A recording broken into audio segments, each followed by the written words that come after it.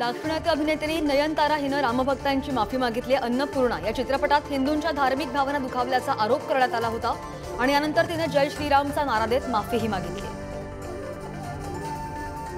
बॉलिवूडचे ज्येष्ठ गीतकार जावेद अख्तर यांनी आपल्या निवासस्थानी बर्थडे पार्टीचं आयोजन केलं होतं। या पार्टीला बॉलिवूडमधील अनेक दिग्गज सेलिब्रिटींनी सुद्धा उपस्थिती लावली। पाश्चात्य देशांच्या तुलनेत आपल्याकडील संगीतकार गीतकारांना अपेक्षित लोकप्रियता मिळत नाही, अशी खंत ऑस्कर पुरस्कार विजेते संगीतकार आणि गायक एम किरवानी यांनी व्यक्त केली आहे। ज्येष्ठ दिग्दर्शक एस राजामौली आणि साऊथ सुपरस्टार महेश बाबू प्रथमच एकत्र काम करणार आहेत। या चित्रपटात महेश बाबूची भूमिका हनुमानापासून प्रेरित असणार आहे।